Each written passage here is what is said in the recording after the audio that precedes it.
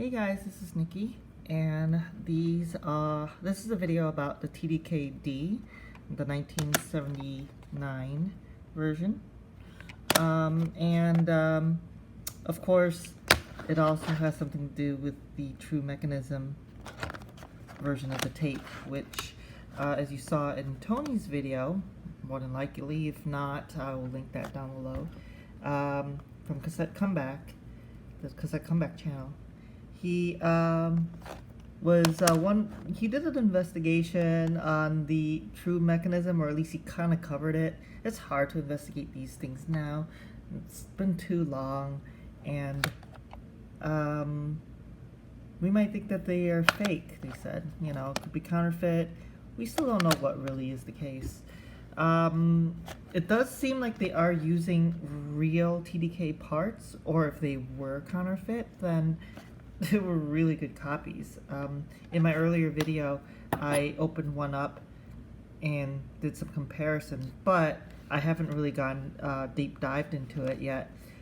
So one of the things I wanted to try too is to see if a genuine shell would fit, the other half would fit in the True Mechanism shell, just to see if they were really truly the same part and not like a close knockoff, because even though they are knocked off, there's no way they can be exactly, you know, fit together. So this is the genuine real deal. Unfortunately, it's the only TDKD I have, which is a C120. Yeah, I saw this in the video before, so we're not going to get into that and look into like the colors and stuff, which, by the way, Tony already also noted that the C90 on here is not the color isn't the same as a normal the actual TDKD, the non-True Mechanism one. So let's put that aside. This is what it looks like. Okay, and it is a used tape, unfortunately. That's the only one I have for this year. Here's the 60-minute version. Doesn't exactly match either, the color. But the C20 did, by the way. Let me show you that really quick. As you can see. So maybe he is right. You know, there's something funky going on there with the color mismatch. The C90 was, I forgot what color that was, but it wasn't the same as the green. No, there it is, green. So they emulated the color here, but not on the J card. So the 90 and the 60, the colors differ, but everything else seems to be the same. The hubs are the same, but here is one thing that's interesting that I noticed. With the C90, there are no, it's a smooth, what do you call this thing again? Tape reel? No, not tape reel, it's a guide roller. There you go. I don't know why it blanked. It's also on that side as well, and on this side as well, as you can see. Right? On the C60, I noticed that there are little spokes there. I don't know if you guys can see, if it's too bright. See? The details? There's like little spokes. They're there.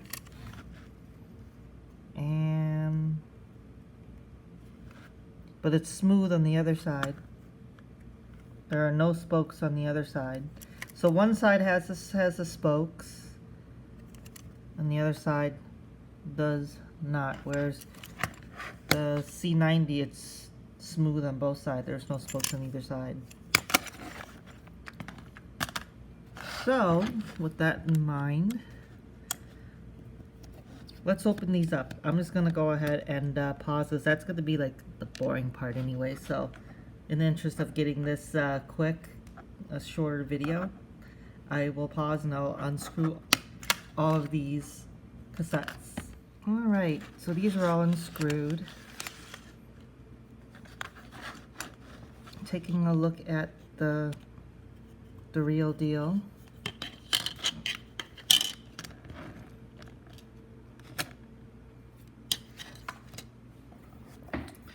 Okay, so both have the bubble sheets, although the real deal, the real non-true mechanism one, I keep saying real, I'm sorry, I shouldn't insinuate, but the standard one and the true mechanism one, the textures look a little different, but it could be because, you know, they were made elsewhere, so I'm not going to discount it there. But again, they would have, I don't think they would have copied, you know, everything exactly. Now, I don't know if you guys can see this, but on the non-true mechanism, the guide reels, yeah, are smooth on both sides.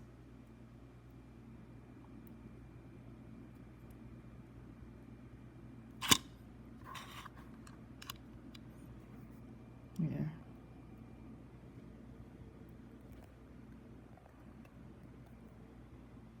There we go. If I can focus.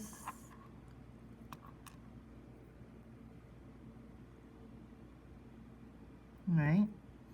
Which is the same as the C91. That one was smooth on both sides. But, and here's the C60.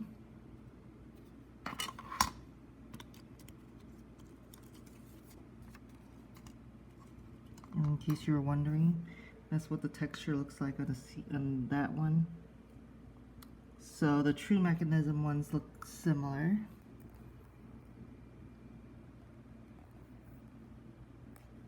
Where is it? Oh, so this is the one where on one side it has the spokes. Let me take that one out. And this is on the other side. Because it's clear, I shouldn't even have to take it out, but you can see it's actually smooth on the other side.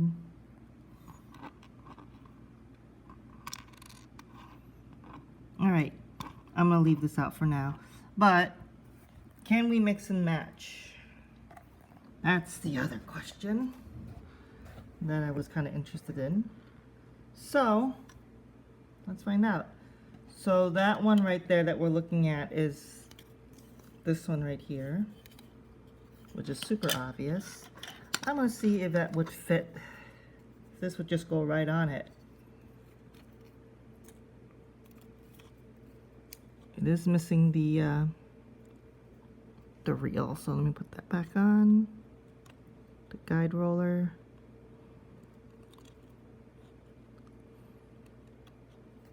Oops. Come on.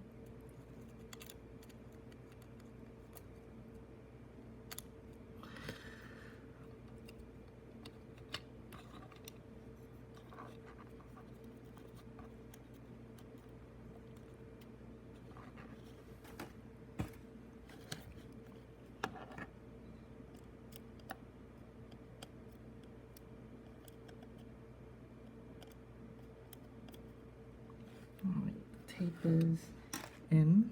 Sorry, I had to put the tape back in.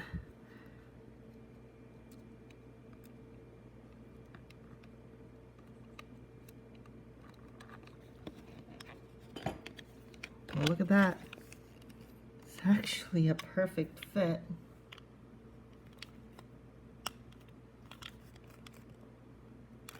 And I can screw it together if I want it to.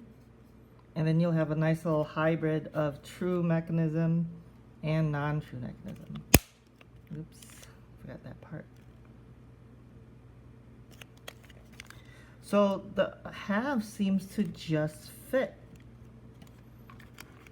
So let's see if this would fit over one of the true mechanism ones.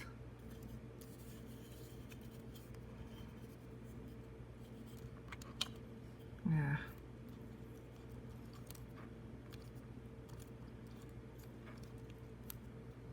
There you go.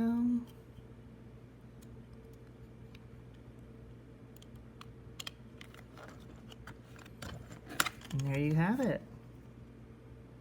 The other half of the other True Mechanism works. It's a perfect solid fit.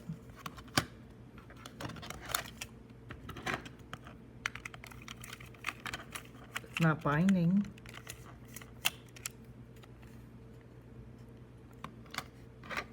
And same for this, it's not binding. It's very free-flowing. So what about the other one? I'm sure it will fit too. Oh.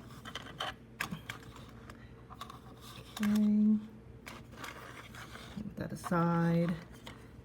Great, I'm going to play Russian roulette with these tapes, and then I'm not going to remember which goes where. Actually, yes, I do.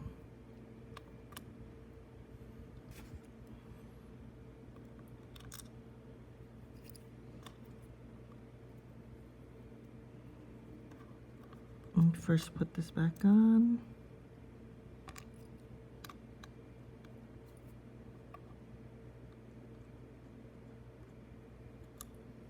Alright, guide rollers back in.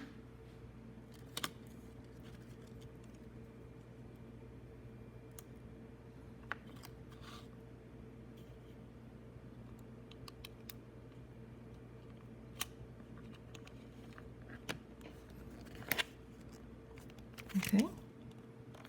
It's a perfect fit as well. No gaps. And there's always a little gap between these anyways before. But this one is actually a lot smaller. You can make yourself a hybrid clear case slash non-clear cassette like this if you really wanted to. And then, is it free to spin? Yep. It's not getting caught anywhere. All right.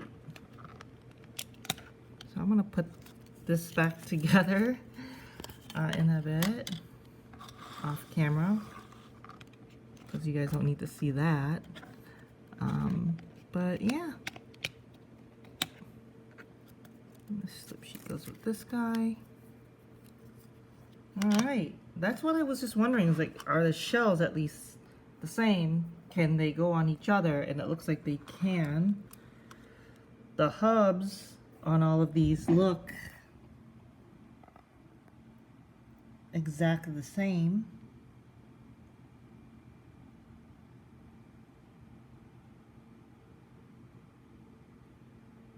Complete with the red clip. The rollers are the only ones that are different. But I wonder if TDK's within TDK's own line that, you know, that changes as well. Just depending on where they source it from. One thing I do notice though is that there is no stripes on the C120, which is the non-True Mechanism one. So not really sure why that is, because these little stripes are on, as far as I know, all the other TDKs, and the color coding is correct. I think it was like red for C60s and blue for C90 or something like that. So, alright, that concludes that part. So yeah, I guess it still remains a mystery. And I don't doubt the gentleman that Tony interviewed. You know, he said that the FBI, you know, confiscated these, and these True Mechanism ones, saying they're counterfeit. But they could still be for real, you know, like real TDK sanctioned cassettes, but maybe a third party, I don't know, started making these for whatever reason, and maybe they sourced parts that TDK did not want to go through. Maybe they did wanted to do something like this, and then they said, no, forget it. They threw these things out or sold it to someone, and then someone else decided to make these with genuine TDK parts. And that's why TDK wanted to confiscate. And I'll give you a real example of why that is also a possibility, is because Apple do not like people reselling their parts to repair iPhones and MacBooks. And there's a big thing about it. And so they would confiscate, you know, real Apple parts coming into the US from overseas, stating that it was counterfeit, even though it's got the real Apple parts with the real Apple logo on it and part numbers. So what resellers of those parts had to do was to, anyway, cover up those logos. Like, they would have to, not really cover up, but more like wipe them clean. If it's something that's printed, they must clean it up and clear it away, like using some kind of cleaner. If it's embossed or something, they need to tape it up or something. You know, it's just crazy. But they are real, genuine Apple parts. So, kind of wondering if that is also what happened with these TDKs. So that's another theory. And Tony's has his theory about a company called Rex. Again, you can go to his video to hear the entire explanation. And the Tapeheads forums, you know, this whole thing blew up. People saying that, you know, there was one person that I know of that was saying that it was wrong of Tony saying that this is, you know, like insinuating that this theory was true. But in reality, if you watch his video and you are a critical thinker, you wouldn't think that, because he even explicitly said this is just his personal theory. And this is another one of mine. I have so many, actually, because you know, I've seen the way a company like Apple works, where they're very, very protective of their parts, and I can see that happening with TDK as well, because they were pretty big at the time. Want to protect their intellectual property, even though it's their parts. They didn't want to sell it. They didn't want to actually manufacture this particular tape. Maybe they thought about it, and someone just took it and ran away with it, you know, when they decided to discard it. Who knows? Or the moldings for it, for all we know. And then they just kind of went ahead and ran with it and produced the parts. I don't know, you know? Could be. Don't know where the tape comes from, though, because when I last played with it, it was very similar. Well, actually, I don't think I actually did take a comparison with these two, because I didn't want to erase this. You know, there was something already on there that I wanted to keep. And the only thing I had, oops, I just dropped my screwdriver. The only thing that I had to compare was a newer TDK D, which is totally not a fair comparison. But what we do know, as you saw in my video and also Tony's, this is not crap tape. This is not like, you know, as Tony would call it, type 0 tape, which is below normal tape standards, you know. That's just a nickname, I guess, that we started calling bad tapes type 0 tapes, because they're not even worthy of being called type 1, because technically they are type 1 fair tapes. But no, these sound really good, and I tested it out, and I think you guys can hear it in my last video as well, that I made a video on these. So don't know where to call it. Now, my own story with these is I remember, not this one, but the 1975 True Mechanism, which was green, and it has a slightly different looking label. And I didn't think anything of it, because I thought it was crap tape myself, because it was in the clear case. Now, I got used to these other tapes that are what I affectionately called rainbow tapes. And if you hold on just for a second. this is what I was talking about. My parents buy these for me when I was a kid. As you can see, they're remarkably similar because it's clear. This one is still in its bag, by the way. Let me lay this down so you guys can see. Let me turn off the light so it's not so reflective. Then you guys lose out on the details. But it's just a clear shell with a very neat looking label. But this was Swire into Magnetics, made in Hong Kong. And I'm willing to bet, you know, I don't know if anyone actually tested this out yet. I'm pretty sure it's really bad tape. But these were the tapes that I had access to, or was given to me when I was really young, like, I want to say about 6 or 7 years old. No, actually younger than that. I think it was 5 or 4. I was really into tech when I was at a really young age. So my parents, my dad actually gave me cheap equipment to play around with, you know. So me not knowing better, I thought something like this was basically the same as something like this. And when my dad gave me the True Mechanism TDK, there was no, he didn't give me the J card or the case, so I never knew there was one. So I thought this just came in a baggie too. You know, he just gave me one. And of course, you know, as a kid, I didn't know anything about quality, so, you know, I didn't do testing and stuff. I was like 4 or 5, you know, just put it in my little kiddie player / recorder and just record away and listen back to my own voice or other people's voices.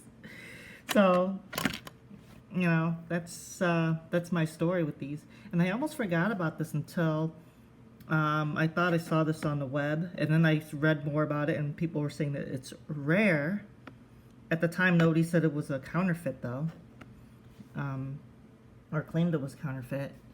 It's even listed in the official VintageCassettes.com website, and it's placed in the appropriate years.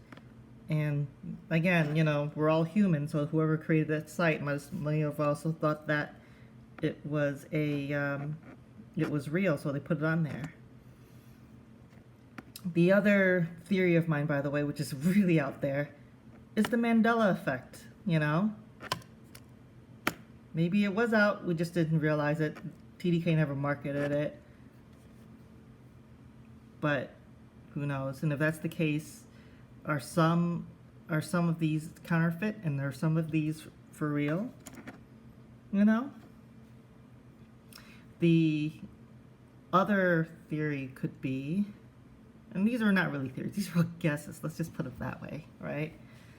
Just wild speculations. My other guess was that, and this is actually not my guess, but this is somebody else's. Somebody did say that, you know, just like with the TDK B and the TDK FE cassettes, which are very low-end cassettes where they market it below the TDK D, but they don't really market it, right? You know, so they don't actually advertise it or anything because it's really low-end and it wasn't really made for the U.S. market, so it never really even appeared here in the U.S. It was for markets that were, that couldn't really, you know, who needed a tape that is even less expensive than a TDK-D. But, you know, the TDK-B and a TDK-FE, even though they're lower end models, the tape was still very good. So maybe this was the precursor to the FE and the TDK-B. Who knows? Who knows? Whatever the case may be, I mean, these seem to be way too close to the non-True Mechanism, you know. And if they were counterfeit, most counterfeiters would not go through the trouble of making it so exact and using the exact same part, or even copying it down to the millimeter or micrometer, or I don't know what the tolerances are for these things. But The shells fit with each other, so that's the other thing you gotta recognize as well. But yeah, I'm not answering anything. I'm just putting things out there because that's just what comes to my mind. The biggest thing that I want you to take away from this, though, is that this still remains a mystery. And I know some people hate it when people do this. You know, when I do this, it's not gonna hurt it, but you know, but some people just think it does. Anyways, I'm not gonna go into that. You guys know who you are, and you guys can suck it. Sorry, not sorry. But anyways, yeah, it's the takeaway is it's still a mystery, you know, and we don't know. The only fact that we have so far, and even then we don't know if it's a fact, right? And to the guy who Tony interviewed, no offense, it's like you're still that one guy, but there is no reason for you to lie. That makes sense, you know. We can understand that, but as with anything, we all take everything with a grain of salt. But if that story was true, and if it is true, then that really adds more to the mystery, you know. And now, this is going to be like the internet lore of cassette tapes. Such a mysterious tape with origins and histories and almost nothing written about it, you know. So unless somebody worked, you know, directly making this, or worked at TDK who was in the know, come forth, it will remain a mystery until then. Alright. And I guess this concludes this video, because I just wanted to take a look at the parts, because I was curious myself. That was the first time of me pulling it apart and putting the shells together and taking a look at the hubs even closer. I did take a look at the hubs before, but I haven't actually taken them out and inspect them and, you know, look at the other side. In fact, I almost missed it too in my first video, that on the other side it's actually smooth and no spokes, where on the other side there is for the C60. And I didn't even realize that that this was completely smooth on both sides. Because the last time, you know, I did the video, I just assumed that the C60 was the same. So, you know, this being smooth on the guide rollers, it totally matches up with the smooth, you know, no spokes on the non-True Mechanism TDK D. So, alright, well, that's it, guys. Oh, and I guess I don't know if I ever mentioned, there's no stripes on this one, which is really odd. But anyways.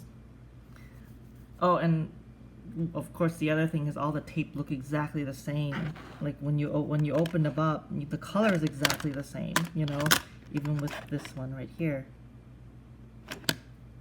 Again, things that I noticed, I'm just trying to put it out there, and I'll let you guys kind of like talk through. And I know my videos are not structured or anything, but that's the beauty of my videos, you know. No script. Just noticing the pressure pads too. But yeah.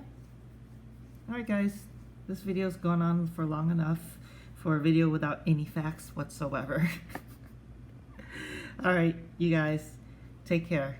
Stay safe.